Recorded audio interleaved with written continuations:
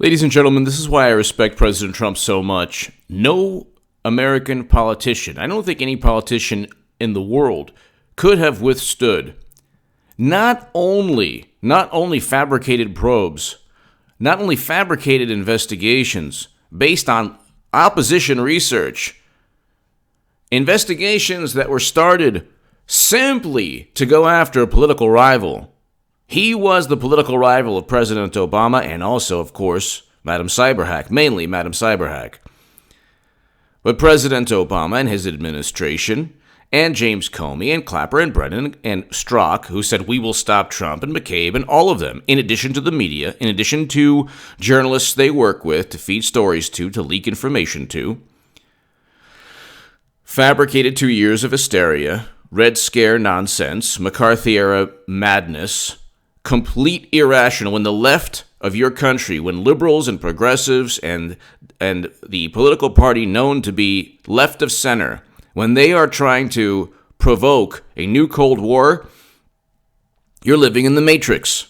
Thank God you're watching this channel. Thank God you're an independent or you're a Trump supporter, or you at least understand the duplicity and the insidious nature of the Democratic Party that actually seeps into the minds, well, that's debatable, the brains, whatever's left of them, of people like Representative Justin Amash.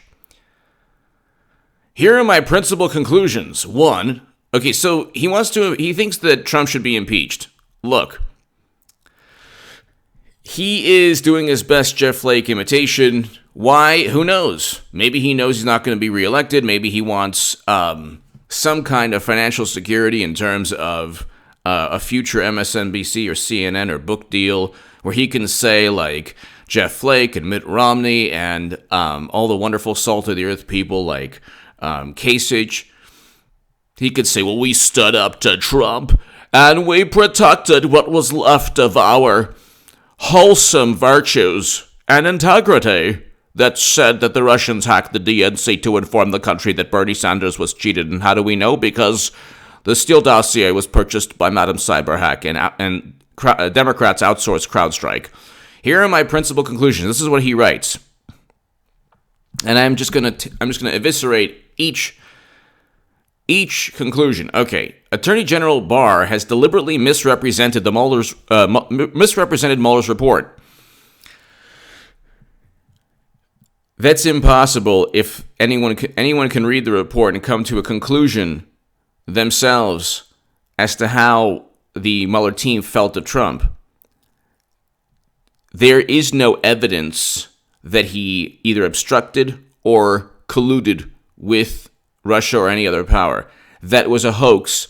That was a myth that was completely and utterly debunked when Mueller decided not to indict anyone.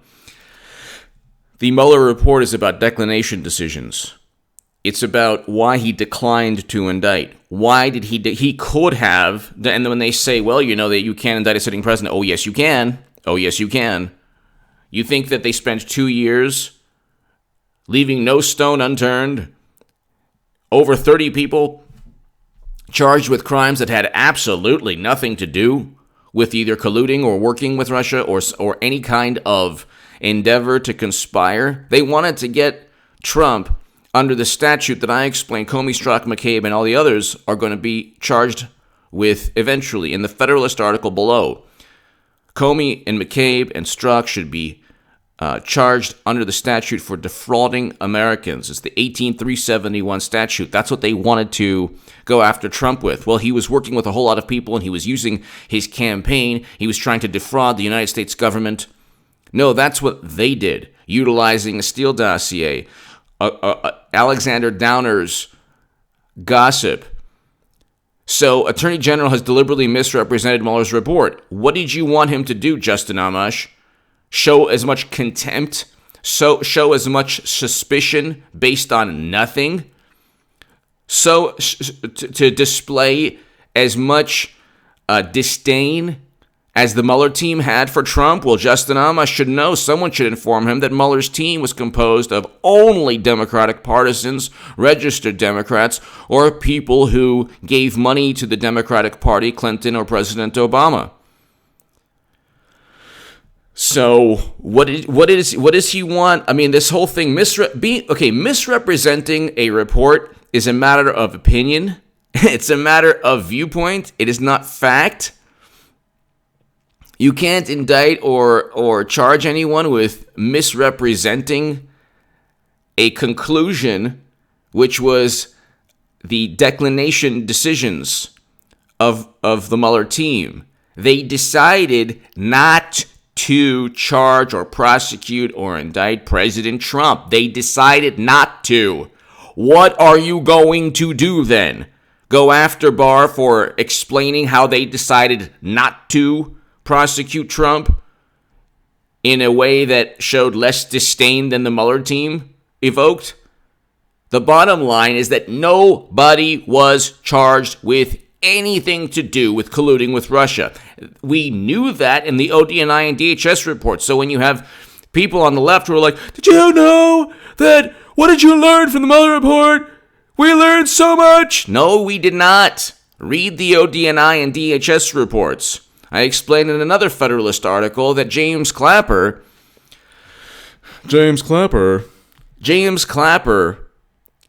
had he already had the ODNI and DHS reports done.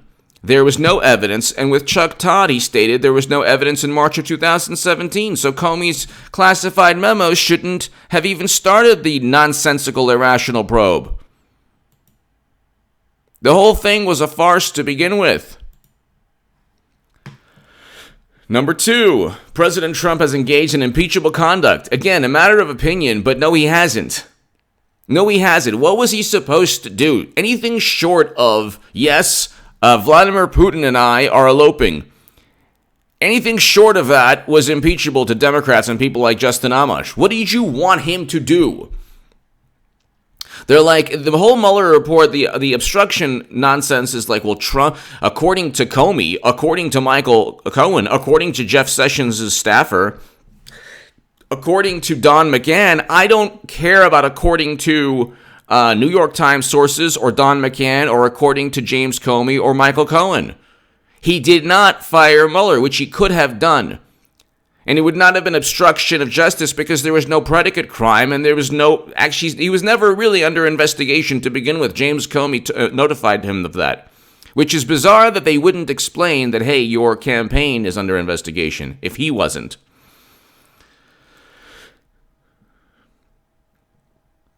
He is not engaged in impeachable conduct. Comey, Strzok, McCabe, Brennan, Clapper, and all of them engaged in criminal conduct, and they will eventually be indicted or charged. They had no right to investigate a person who was never accused of a crime.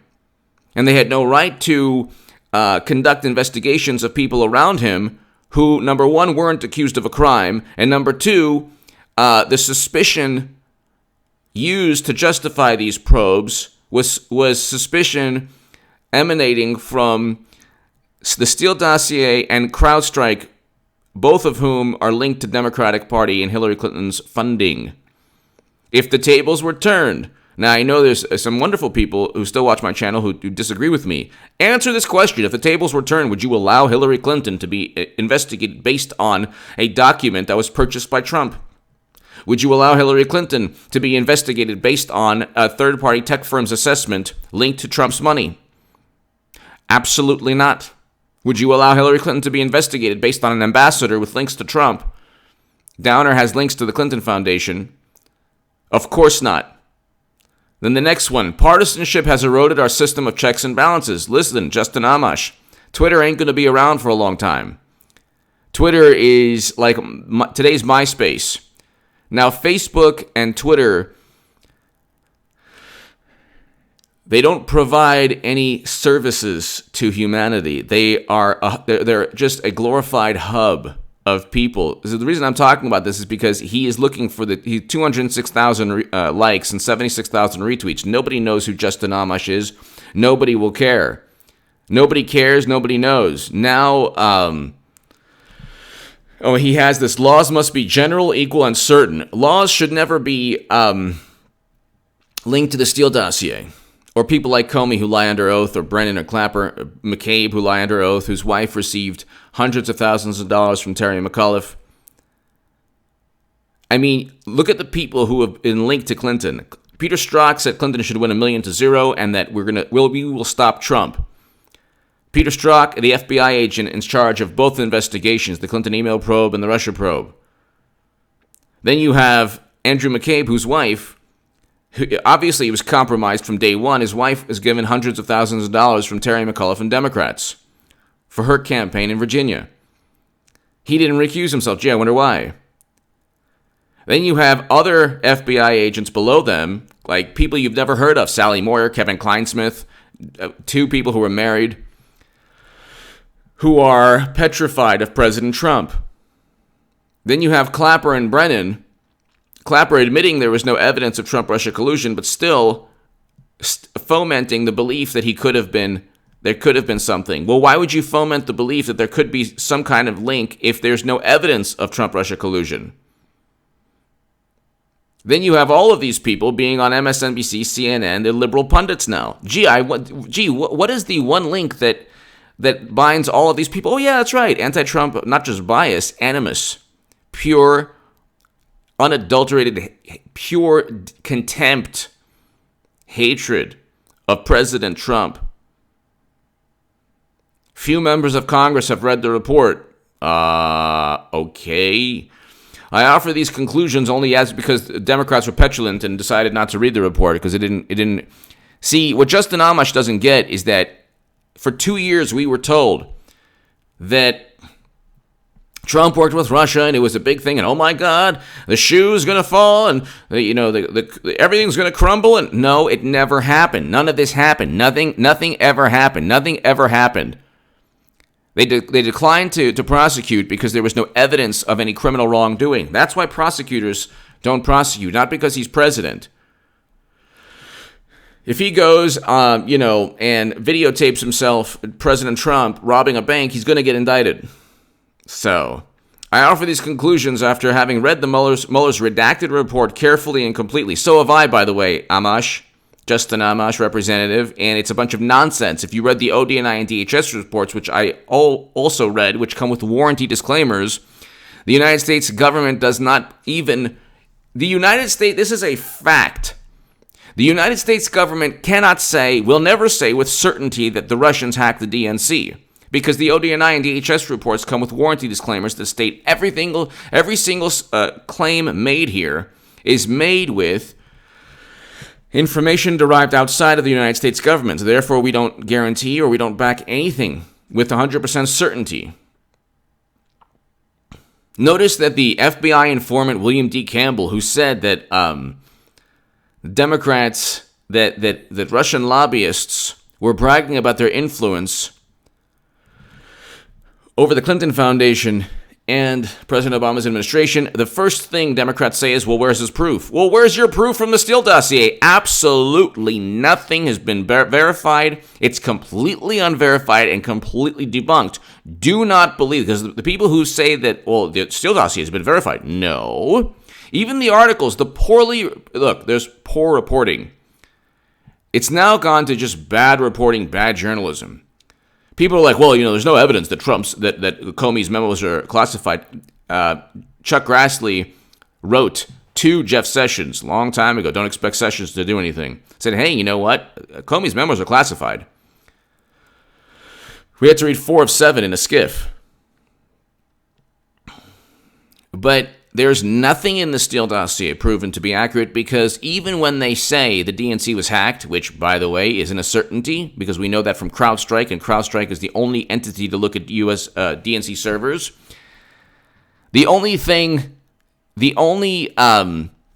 there's zero statements. There are 0 statements within the Steele dossier, which is why the FISA judges were deceived. There are 0 statements within the Steele dossier that are accurate. Because even the statement that says the DNC was hacked or that they meddled is within the context written directly within the Steele dossier of Trump presiding over the meddling. Sorry, that is wrong. Even if you say that Russians meddled, we now know that Trump had nothing to do with it. The Steele dossier says Russians meddled with the directives, with the contacts, with the clandestine meetings from Trump's associates at the behest of Trump. Trump organizing everything. That's what the Steele dossier says. Michael Cohen meeting people at Prague. The whole thing is a farce. The whole thing is nonsense. Absolute nonsense. Nothing is accurate. We have no clue if Alexander Downer relayed a correct summary of his conversation with Papadopoulos because Alexander Downer was never interviewed by Mueller. Or anyone, actually, at the FBI. Mifsud was interviewed, and he backtracked everything in 2017, but he was never interviewed by Mueller. Natalia Veselnitskaya, the whole Trump Jr. thing, she was never interviewed by Mueller. Gee, I wonder why. Assange was never interviewed by Mueller. He should be free. I wonder why none of these people have been interviewed. Then you have the imbeciles on the left, not all of them, but most of them. Some people, like, the people who don't like my thought process are like, well, we said that we knew it was, a scam to begin with. No, if you didn't use the words Madam Cyberhack, Secretary Clinton, as the foundation and the basis of all of this, then you didn't get the whole story. Sorry. This was all, and by the way, she's running again. Hillary Clinton is running again. You think that this is all for nothing? Everything they have done since 2000, the day she lost was the day she began her re-election. And everything, Comey, Strzok, McCabe, they're all part of the Clinton 2020 campaign. When you think of James Comey, think Clinton 2020. You think that they're counting on Biden to save their behinds from eventual criminal prosecution? I mean, this is so overt, blatant, obvious, transparent. This was a criminal endeavor against a duly elected president to oust and remove him. That's obvious. That's really not even up for debate. The people who would debate that think that if the tables were turned, they would never allow Hillary Clinton to be subjected to all of this. So that's, then you have Justin Amash, the genius, Einstein. In comparing Barr's principal conclusions, congressional testimony, and other statements to Mueller's report, it is clear that Barr intended to mislead the public about the special counsel's Mueller's analysis and findings. That is so absurd. Barr's principal conclusions were predicated upon a lack of prosecution. That's all you need to know, Amash. Congressional testimony? What testimony? Who committed perjury? What testimony? And what testimony is linked to actual working with Russia? Because that's what this was all about. Nobody worked with Russia. It was a hoax and a myth. And other statements to Mueller's report. It is clear that Barr intended to mislead the public. Okay, the public cannot be misled because there were no prosecutions. Again, there were no prosecutions. So it really doesn't matter if the Mueller team wanted to leave all of these question marks. The Mueller team is composed of partisan actors. Justin Amash is saying, why didn't Bill Barr, President Trump's attorney general, evoke the same disdain of Trump as all of these partisan Democratic actors did? Well, sorry. It's not gonna happen that way. Sorry. Maybe somebody can accuse Representative Justin Amash of working with Russia and then have a 2-year investigation, then have everyone that he knows tapped and then given these perjury traps and then sent to jail based on process crimes and then have his life upended. And then he can say, once he's exonerated, then other people can say, oh, well, he didn't work with Russia, but there are so many questions about Amash. I don't think he would like that. Barr's misrepresentations are significant, but often subtle, frequently taking the form of sleight of hand qualifications or logical fallacies. What? Which he hopes people will not notice. You use the phrase logical fallacies, you don't give an example. Justin Amash is pretending to be either intelligent or witty or knowledgeable. Again, you're not going to have... You can read the report. It doesn't matter how he... Misrepresenting a report that declines to prosecute, that has basically a giant egg on the face of every person who said Trump worked with Russia, is not a crime. But anyway, under our Constitution, the president shall be removed from office on impeachment for or in conviction of treason, bribery, and other high crimes and misdemeanors. While high crimes and misdemeanors is not defined, the context implies conduct that violates the public trust. The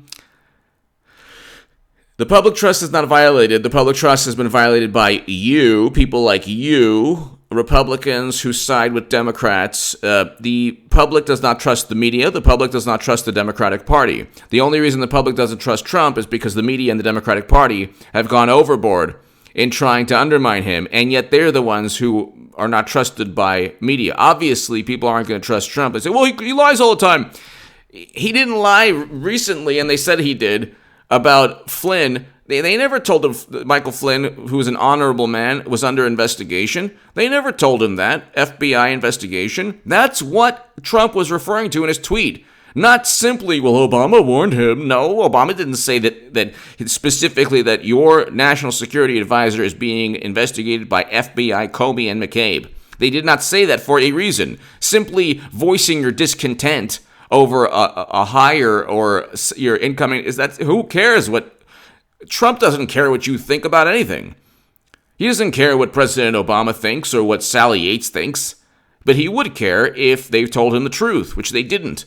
So now they're like, oh, well, he was warned already. It's like these petulant, snarky people. Like, oh my God. This form of politics, this Clintonian form of politics, it's going to, once she runs, and she's running again, they're going to circle the wagons again. If you think this is absurd, ask yourself how absurd it is that they think Russia hacked the election, and they're still going with it. So there's no depth. They have not reached a bottom in terms of their maniacal quest for political influence. They have not reached a bottom. There's no concept of shamelessness. So stop saying she's not running. People are like, there's literally no chance she runs. Why? Because she would never do that. She knows she can't win. So? Well, doesn't she want to win? No, doesn't care. There's still 2024. Oh, come on. She's a person just like me with a certain sense of honor and dignity. No. Well, the Democrats don't like her. Who cares? They have no prerogative. She runs the show. This is a Broadway show with one actor, one, person who owns the theater, one person in the audience. Oh, no, it's actually Bubba Bill. Like, I love that show, Hillary. It's called Our Unbridled Quest for Political Power That Never Ends. As Democrats think that they have a political party, but basically we run everything, we own everything, and we control everything, and it's a fun little production. I wish you could attend the performance, but I'm the only one here. And Hillary is the only one on stage. This is our Broadway production. And it's called Your Political Movement on the Left. I love these people who are like, the Founding Fathers would. The Founding Fathers would not trust people like Brennan, Clapper, Comey, Strzok, McCabe. Actually, Trump, with his belligerent attitude and his kind of brash persona, would fit really well with a whole bunch of Founding Fathers. From Alexander Hamilton to Aaron Burr to who was brash, and a whole bunch of them were. But anyway, contrary to Barr's portrayal, Mueller's report reveals that President Trump engaged in specific actions and a pattern, no he didn't, and a pattern of behavior that meet the threshold for impeachment. Then impeach him. And then see your political demise just take place right away. I want Congress to impeach Trump. As a Trump supporter, I'm voting for Trump in 2020. I used to be the biggest Bernie Sanders booster on the internet. I used to be that's what the Huffington Post called me. The Washington Post called me the unofficial scribe of Sanders' most hardcore voters. But that's before I learned that Bernie Sanders was just an extension of the Democratic Party.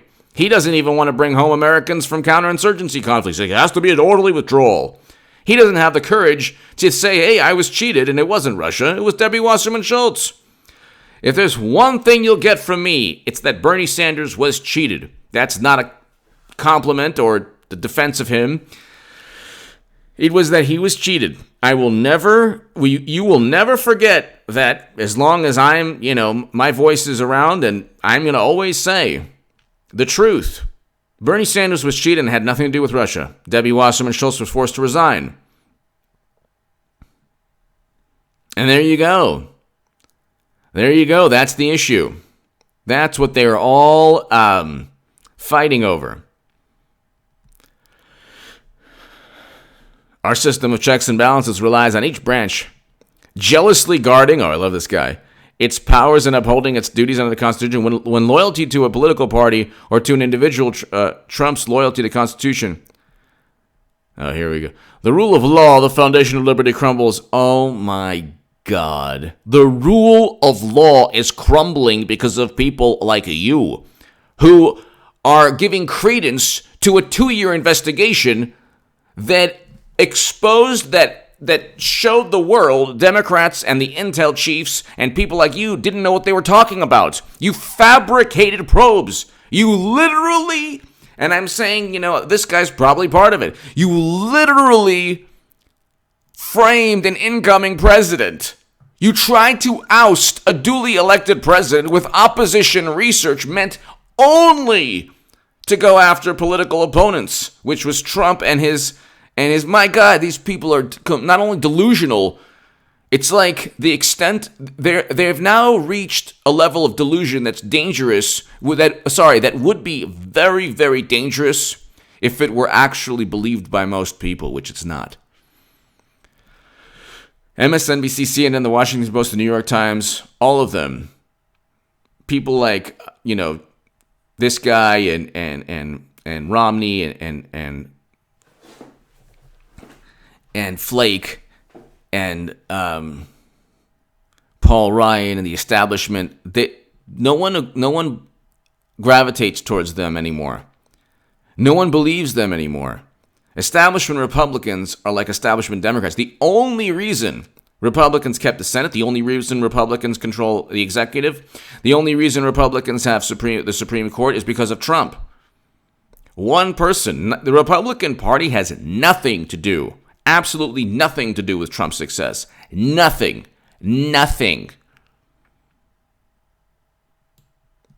We've witnessed members of Congress from both parties shift their views 180 degrees. What? On the importance of character. Character? President Obama allowed his Secretary of State to use servers outside of the United States government, transferring illegally top secret and special access program intelligence onto those servers. And when Comey said, there were 110 email chains with SAP intelligence and top secret intel, that's outside of the U.S. government, people. The whole planet hacked into that. But, let's talk about character. And then Obama says he didn't know. On the principles of obstruction of justice, it was a fabricated probe, depending on whether they're discussing Bill Clinton or Donald Trump. Bill Clinton did obstruct justice. He actually did try to really influence witnesses.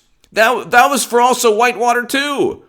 That 30,000 deleted emails. Are you kidding? Where is this congressman talking about Clinton's deleted emails, the fact that she destroyed and wiped servers clean and cell phones, the fact that she shipped a laptop in the mail, the fact that she outsourced Platte River, Dado Inc. I mean, we can go on forever. Subpoenaed emails that were then deleted. I mean, this is hilarious. This is nauseating. Beyond belief, it's nauseating. This is really nauseating. Oh my God. America's institutions depend on officials to uphold both the rules and the spirit of our Constitution. You are trying to uphold an investigation that has not only been discredited, the evidence shows that it was a criminal endeavor to oust a duly elected president. And even when do so is personally inconvenient or yields a political unfavorable outcome, oh, thank you. You know how many people love you? How about zero? How about nobody? How about Democrats will discard you the way they've utilized Flake and Romney and Kasich and all of them? And I'm still a registered Democrat. I've been a Democrat my whole life. I'm voting for Trump enthusiastically, my God almighty. Record low Black and Latino unemployment and women, unemployment for females, women around the country. Record in 50 years. We haven't seen unemployment this low in 50 years, since 1969.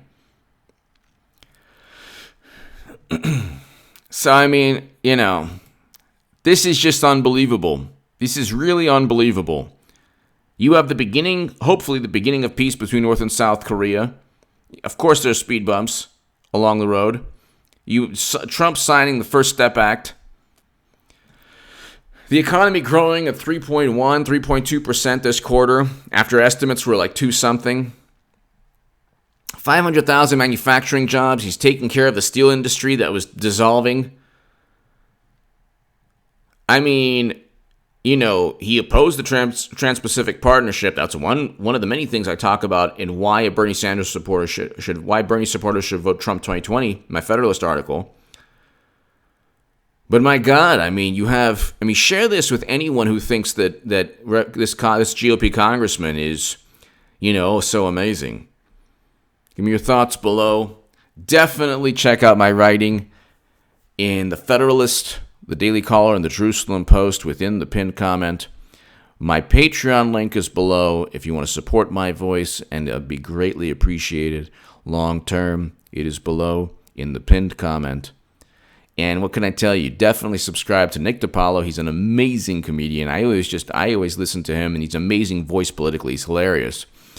And also, Black Conservative Patriot. He is amazing. Get him to 1 million subs. He needs to be at 1 million subs because we need that talent, that voice. Just the editing and his input and the analysis. You really learn a lot, and it kind of gives you a bird's eye view of everything. It clears the smoke, his segments, and allows you to see everything from the aggregate. So, Black Conservative Patriot, he has 300,000. Get him to 1 million subs. He's amazing. Thank you so very much. Share this segment with anyone who thinks this GOP congressman is fantastic.